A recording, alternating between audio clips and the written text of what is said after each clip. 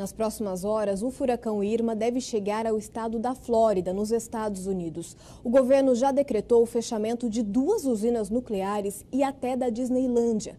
Muitos brasileiros moram lá e estão assustados, até porque o Brasil não tem furacões. Existe aquela história do Catarina, mas até hoje há dúvidas sobre se realmente foi um furacão. As imagens gravadas por brasileiros que moram na Flórida mostram um dia ensolarado.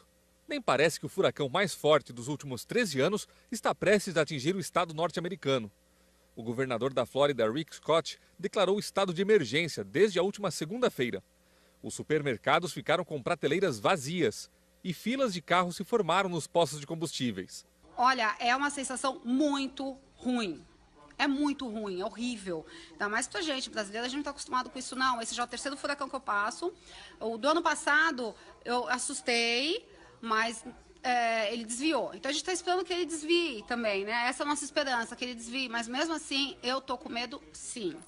Eu tô com medo, não de inundação, porque aqui em Orlando, eu não acredito, não vai inundar, mas os ventos me assustam, né? A tempestade que vai vir, ela vai ser muito forte. No começo, o furacão Irma foi classificado na categoria 5, a mais forte de todas.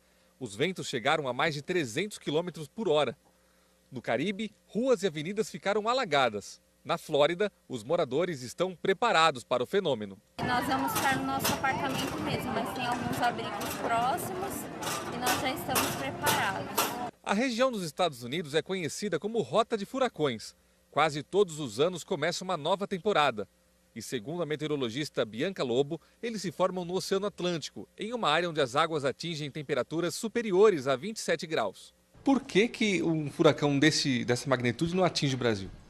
Olha, existem alguns processos, né, que são decisivos para a formação e a manutenção de um furacão. A gente tem a água do mar que precisa estar muito quente, acima de 27 graus Celsius.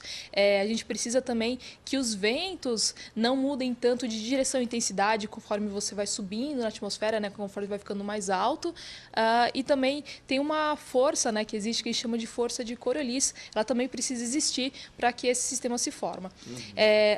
Aqui no Brasil, a gente não tem águas tão quentes para essa formação, né? A gente também, na região do Nordeste, que poderia ter águas que poderiam ser mais quentes, né? Na verdade, a gente não tem a força de Coriolis atuando, então ela é muito fraca nessa região e por isso não tem a formação desses furacões. Com a ajuda das imagens de satélite dos programas do computador, dá para saber quando o furacão perde intensidade e a rota que ele irá traçar.